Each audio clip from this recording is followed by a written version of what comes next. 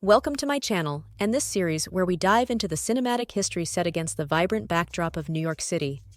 In Part 5, we explore the iconic films of the mid-1980s, a period marked by significant cultural shifts and artistic innovation. From 1985 to 1987, the streets of New York served not just as mere settings, but as integral characters in the cinematic narratives that unfolded. This era, ripe with the pulse of hip-hop, the flair of burgeoning street art, and the rapid changes in the social fabric, provided a dynamic and visually compelling canvas for filmmakers.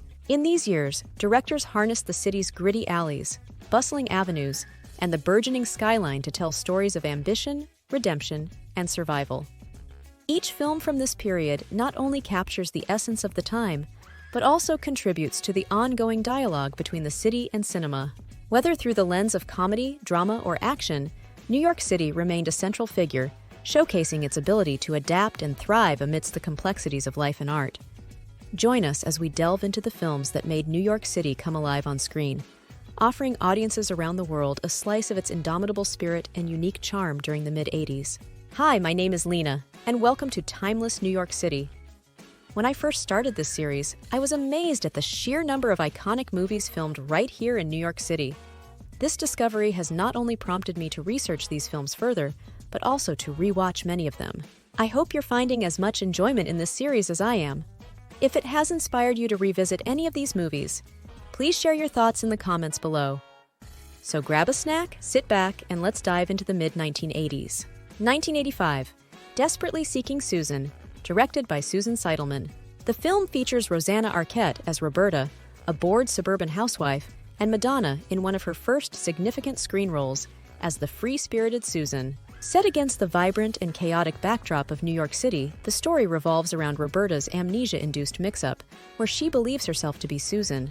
This mix-up leads her through a series of adventurous missteps, perfectly capturing the essence of mid-80s Manhattan. The film blends comedy, drama, and mystery, using the city's eclectic underground scene to amplify the tumultuous journeys of its characters. The backdrop for the film is New York City, specifically Manhattan. The film vividly captures the essence of the mid-1980s through the city's dynamic and eclectic atmosphere, which plays a pivotal role in setting the scene and mood. Manhattan's distinctive neighborhoods and iconic landmarks contribute to the movie's vibrant setting, which reflects the adventurous and often chaotic journey of the main characters. Desperately Seeking Susan was well received by both critics and audiences upon its release in 1985. The film was praised for its fresh and imaginative plot, along with strong performances by Rosanna Arquette and Madonna. Rosanna Arquette won the BAFTA Award for Best Actress in a Supporting Role for her performance, marking a significant accolade for the film. Desperately Seeking Susan also gained a cult following, largely due to its unique blend of comedy and mystery, and for capturing a vivid snapshot of 1980s culture and New York City's eclectic vibe. By the time Desperately Seeking Susan was released, Madonna was already a huge music star, and her music was constantly on the radio. I really enjoyed this movie. And among all the films Madonna has been involved with, this one stands out as one of her best. 1985, Crush Groove, directed by Michael Schultz. The film stars Blair Underwood in his feature film debut as Russell Walker, with appearances by a host of real-life hip-hop stars, including Run DMC, the Fat Boys, Curtis Blow, and Sheila E. Based on the early days of Def Jam recordings, Crush Groove mirrors the burgeoning hip-hop scene in New York City. The narrative revolves around the struggles and successes of a young record producer trying to manage a growing roster of talented artists. The film is celebrated for its authentic portrayal of hip-hop culture and has become a cult classic, capturing the vibrancy and raw energy of the mid-1980s rap scene. Crush Groove was met with mixed reviews upon its release in 1985. While it was praised for its authentic depiction of the burgeoning hip-hop culture and its inclusion of real-life hip-hop stars, some critics found the plot and character development lacking. However, the film's soundtrack, which featured a slew of hip-hop hits, was widely acclaimed and contributed significantly to the movie's cultural impact. Despite its mixed critical reception, Crush Groove has gained a loyal following over the years, especially among hip-hop enthusiasts who appreciate its historical portrayal of the genre's early days. The film did not win any major awards, but remains an important piece in the history of hip-hop cinema, celebrated for its vibrant soundtrack and its depiction of the music industry during a pivotal time in hip-hop's rise to mainstream popularity. Growing up during the dawn of the hip-hop era, Crush Groove held a special significance for me and my friends. The music and the artists featured in the film were so impactful that they often had us leaping out of our seats with excitement. 1986, Heartburn, directed by Mike Nichols. The film stars Meryl Streep as Rachel Samstadt and Jack Nicholson as Mark Foreman, portraying a couple dealing with the complexities of marriage and infidelity. Based on Nora Ephron's semi-autobiographical novel, the story delves into the personal and emotional upheavals in a marriage when the wife discovers her husband's affair. Set against the backdrop of New York City and Washington, D.C., these two dynamic urban environments frame the tumultuous relationship at the heart of the film. New York City, known for its vibrant energy and diverse landscapes, contrasts with the political and somewhat more reserved atmosphere of Washington, D.C. This dual setting underscores the personal and professional lives of the main characters, reflecting their journeys through marriage, family, and career challenges amidst the distinct vibes of these two cities. The film offers a poignant, witty, and often painfully honest exploration of love and betrayal, showcasing Streep and Nicholson's compelling performances. The film effectively captures the nuances of personal relationships while wrapped in the sharp humor and introspective narrative that Ephron is known for. Heartburn received mixed reviews upon its release in 1986. Critics praised the performances of Meryl Streep and Jack Nicholson, who brought depth and nuance to their roles. However, the film itself faced criticism for its uneven tone and the perceived lack of emotional depth in its portrayal of marital discord and personal betrayal, which some felt didn't fully capture the biting wit and insight of Nora Ephron's original novel. Despite the stellar cast and direction by Mike Nichols, Heartburn did not receive any major awards or nominations. Nonetheless, it has been appreciated over the years for its clever dialogue and the chemistry between its lead actors, securing a place as a notable film from the 1980s, exploring personal relationships and the complexities of love and fidelity. I really enjoyed Heartburn primarily because of the dynamic interactions and humor between Meryl Streep and Jack Nicholson. One line from Jack Nicholson's character that always sticks with me is, "I'm going out to buy more socks." This seemingly simple statement stayed with me. 1987, Eddie Murphy Raw, directed by Robert Townsend. The film stars Eddie Murphy himself, delivering a stand-up comedy performance that captures his unique style and charisma at the height of his career. Filmed live at the Felt Forum in New York City, now known as the Theater at Madison Square Garden in New York City. This iconic venue adds a vibrant and energetic atmosphere to the film, capturing the essence of a live stand-up comedy performance in one of the city's most famous entertainment locations. The urban setting of New York contributes to the film's dynamic and authentic feel, perfectly complementing Eddie Murphy's larger-than-life stage persona and electrifying performance.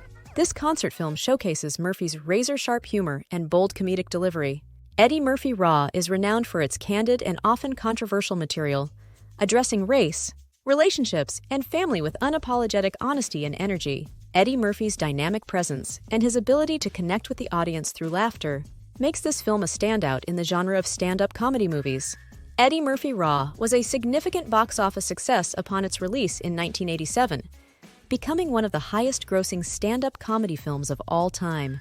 The film received mixed reviews from critics. While some praised Murphy's energetic delivery and sharp humor, others criticized the content as being overly profane and controversial, particularly regarding its treatment of race and gender. Despite the divisive critical reception, audiences flocked to theaters, drawn by Eddie Murphy's popularity and his reputation for boundary-pushing comedy. Eddie Murphy Raw did not receive major awards, but remains a notable entry in the history of stand-up comedy films for its impact and commercial success. Eddie Murphy's influence throughout the 1980s, particularly with Eddie Murphy Raw, was truly unparalleled. The impact of this film resonated deeply across diverse audiences, with people from all walks of life reciting lines from the movie in subways, offices, and streets, a phenomenon that persisted for years and can still be heard today. It was a defining cultural moment that I haven't seen replicated with any other actor since. Eddie Murphy didn't just dominate this decade, he defined a generation. 1987, Fatal Attraction, directed by Adrian Lyne. The film stars Michael Douglas as Dan Gallagher and Glenn Close as Alex Forrest, with Ann Archer playing Dan's wife Beth. This psychological thriller explores the chilling aftermath of a brief affair between Dan, a married man, and Alex, who becomes dangerously obsessed with him. Fatal Attraction is primarily set in New York City. The city's urban environment adds to the film's tense and claustrophobic atmosphere, encapsulating the high stakes and intensity of the narrative. New York serves as the perfect setting for the unfolding drama, with its bustling streets and towering buildings reflecting the isolation and paranoia experienced by the characters. This metropolitan setting intensifies the psychological drama, making the city an integral part of the film's impact and tension. Fatal Attraction became iconic for its intense portrayal of infidelity and obsession. Offering a stark warning about the consequences of a seemingly harmless fling, Fatal Attraction was a massive critical and commercial success upon its release in 1987. It struck a chord with audiences and critics alike, largely due to its intense storytelling and strong performances, particularly by Glenn Close and Michael Douglas. The film not only sparked widespread conversation about infidelity and the moral consequences of one's actions, but also became a defining movie of the decade for its portrayal of obsessive love. The film was nominated for several Academy Awards, including Best Picture, Best Director for Adrian Lyne, Best Actress for Glenn Close, and Best Supporting Actress for Anne Archer. Despite its multiple nominations, Fatal Attraction did not win any Oscars, but did receive various other accolades, and has remained a significant cultural touchstone in cinematic discussions about thriller and horror genres. After Fatal Attraction was released, it seemed to have a profound effect on the psyche of married men everywhere, prompting them to think twice about having affairs. Wives were signing up for self-defense classes faster than you can say, Fatal Attraction, gearing up just in case life decided to imitate art. Or maybe that was just me getting a little too carried away with the movie vibes. I could be wrong, but I seriously doubt it. Personally, the scene that impacted me the most was the one with the boiled bunny. It was a chilling moment that really underscored the film's intense themes. I screamed out loud too during this scene. That poor bunny! 1987, Moonstruck, directed by Norman Jewison. The film stars Cher as Loretta Castorini, a widowed bookkeeper, and Nicolas Cage as Ronnie Camilleri, her fiery love interest, with supporting performances by Olympia Dukakis and Vincent Gardenia.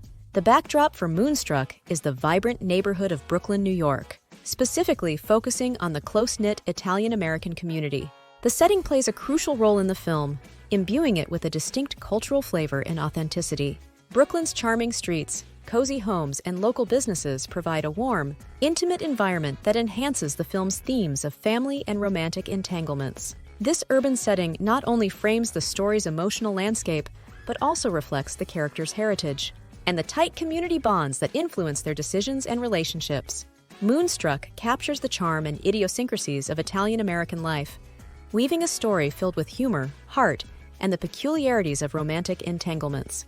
This urban setting not only frames the story's emotional landscape, but also reflects the characters' heritage and the tight community bonds that influence their decisions and relationships. Moonstruck was a critical and commercial success upon its release in 1987, quickly becoming a beloved classic. The film was particularly noted for its sharp, witty script and outstanding performances, especially from Cher and Olympia Dukakis, both of whom received widespread acclaim. The film garnered several awards, including 3 Academy Awards: Best Actress for Cher, Best Supporting Actress for Olympia Dukakis, and Best Original Screenplay for John Patrick Shanley. Moonstruck continues to be celebrated for its humorous and heartfelt portrayal of family dynamics and romantic love, resonating with audiences for its authenticity and charm. I still watch Moonstruck to this day. I absolutely love it. It makes me laugh, cry, and truly appreciate the dynamics of family relationships. I've lost count of how many times I've wanted to give someone a good smack and yell, "Snap out of it!" Just like in the movie. Of course, if I actually did that, I might end up in a different kind of movie. Something like Please Bail Me Out. 1987, Wall Street, directed by Oliver Stone. The film stars Michael Douglas as Gordon Gekko, a ruthless and charismatic corporate raider, and Charlie Sheen as Bud Fox, a young and ambitious stockbroker. The cast also includes Daryl Hannah and Martin Sheen, who contribute to the high-stakes drama of the New York financial world. Wall Street is set against the backdrop of the 1980s financial boom in Manhattan, exploring the seductive power of money and the moral dilemmas faced by those in the high-stakes world of finance. The film is renowned for its critical look at greed and corruption within the stock market and corporate America. Michael Douglas's iconic performance, especially his "Greed is good" speech, captures the ethos of an era and solidifies the film's place as a quintessential depiction of 1980s excess and ethical ambiguity. Wall Street was highly acclaimed upon its release in 1987, resonating with audiences and critics alike.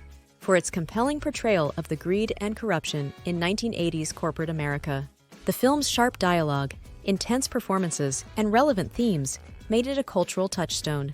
Michael Douglas's portrayal of Gordon Gekko earned him widespread praise, culminating in an Academy Award for Best Actor. His performance, especially the iconic "Greed is Good" speech, became a defining moment in cinematic history and has remained a significant reference point in discussions about corporate greed. Overall, Wall Street didn't just succeed at the box office, it also sparked important conversations about ethics and capitalism, solidifying its status as a classic in the genre of financial dramas. After watching this movie, I decided that working on Wall Street wasn't for me. While I loved the area and could wander around there all day, the film really made me steer clear of actually pursuing a career in that high-stakes financial environment. Which of these films do you remember most vividly? Are there any that you enjoyed particularly? Or perhaps there's one you're now inspired to watch? I'd love to hear from you in the comments below. As we revisited these cinematic gems, each film offered a unique glimpse into the culture and spirit of the era, all set against the ever-evolving backdrop of New York City. Thank you for watching and for your continued support by subscribing. Stay tuned for Part 6, where we'll dive into the latter part of the decade, covering iconic films from 1988 to 1989. Until then, keep enjoying the movies and the memories they bring.